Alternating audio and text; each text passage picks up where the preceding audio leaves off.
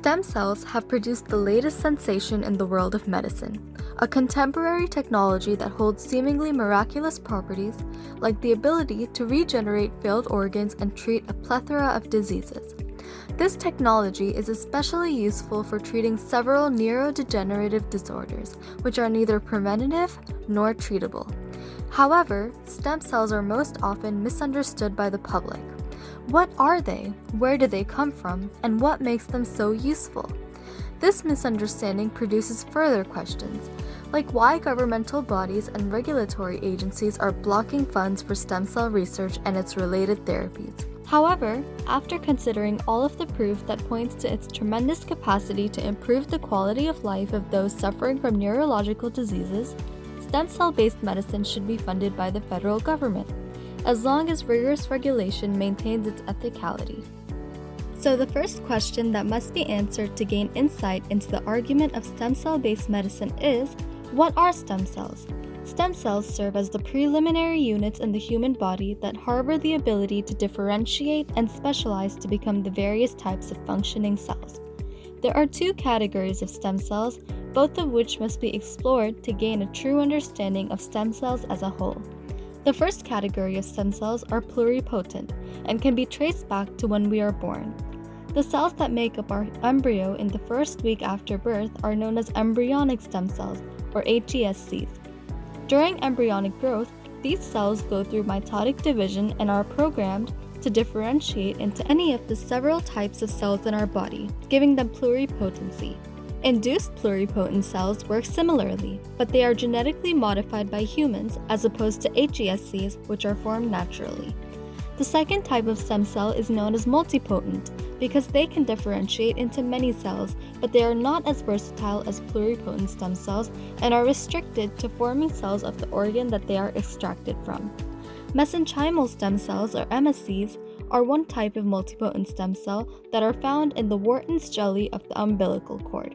Adult stem cells, which are located in almost every organ in our body, are also multipotent, and they aid in natural reparation and renewal.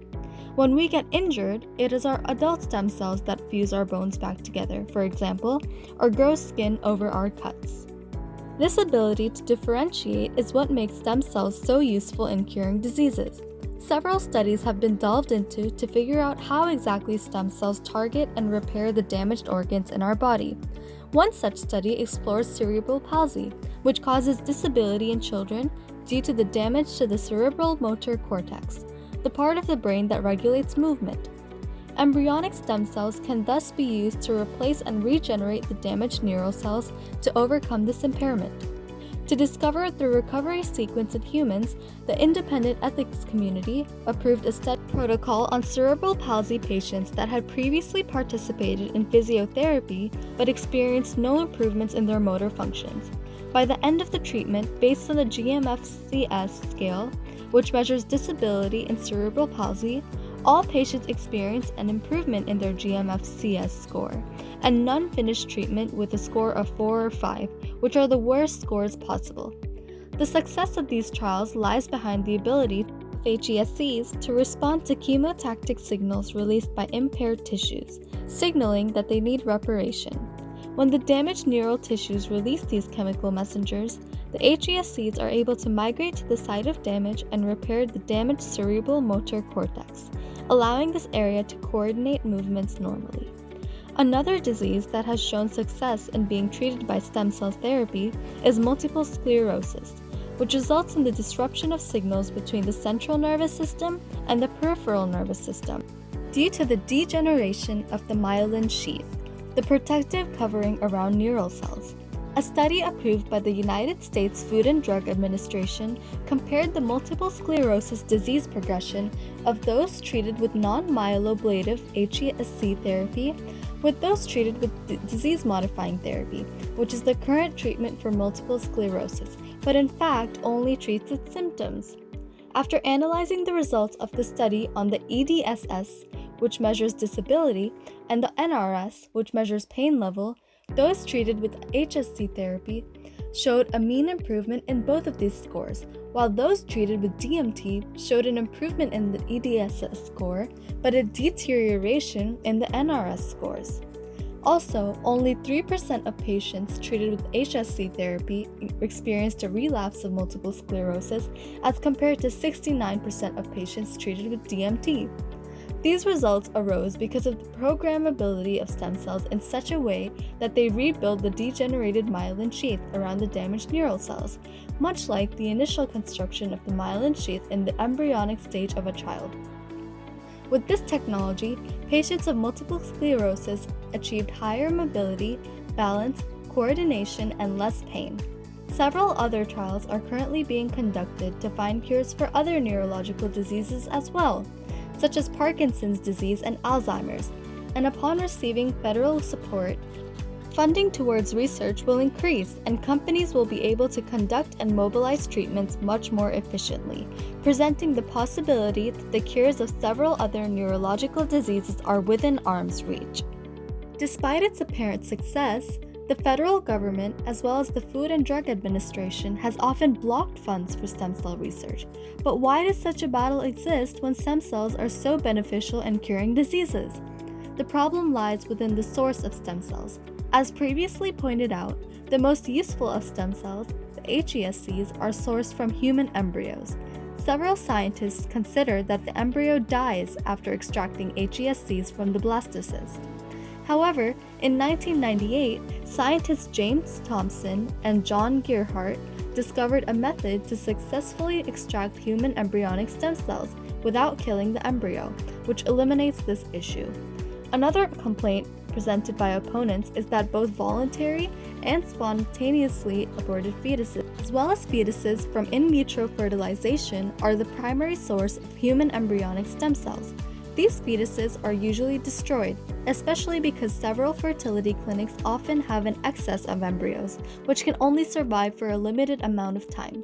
Thus, embryos legally donated by their donors for research purposes should be allowed to be used for stem cell research because their use promotes the betterment of humanity rather than being wasted. Opponents further argue that proponents of stem cell research focus more on the economic advantages of regenerative medicine rather than its actual medical benefits. Professor of Medical Ethics Timothy Caulfield explains that with this field of medicine comes economic growth, job creation, improved productivity, and an estimated 120 to 240% return on investment. This paints an admirable illustration, but is only possible if stem cell therapies prove successful in curing diseases. As a result, those that analyze the economic benefits of stem cell-based medicine can only do so if stem cell therapies demonstrate effectiveness and thus bring in clients for profit, ensuring that the medical advantage comes before the economic value. Opponents of stem cell research also voiced that there are still many technical obstacles that must be overcome before stem cells can truly be used in regenerative medicine. Most trials must first be tested on animals as they carry too much uncertainty on results to administer to humans first, and after that, several humans trials are necessary to make sure that the procedures are effective and efficient, all of these costing several thousands of dollars.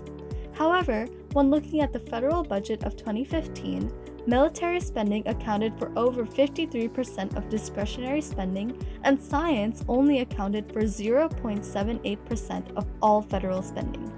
If the federal government can set aside such a large sum of funding for destructive military interventions, then it should allow increased financial expenditure towards a sector as valuable and productive as the sciences, especially when the potential to save lives is so significant. Lastly, as Dr. Daniel Coda discusses in his speech about stem cell therapies, the abundance of clinics that offer unregulated stem cell therapies can produce irreversible, dangerous results. However, he points out that the prevalence of these institutions and their usage accounts for the lack of public knowledge of stem cell therapy in the first place, tricked by fraudulent advertisements that take advantage of valuable technology for profit.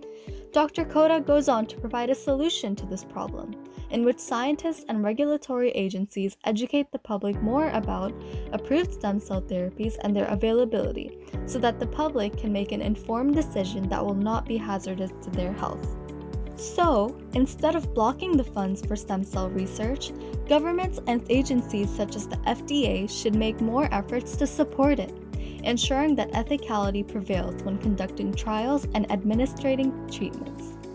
At the commencement of the procedure, fertility clinics should possess legal papers that donors must sign to authenticate their request to donate their discarded fetuses to science and stem cell research, confirming that the donors have absolute autonomy over this critical decision. Governments should allot more of their federal budget to science and scientific research, rather than spend increasingly on sectors such as military and international affairs, focusing their decision to support this technology on its practical scientific implications.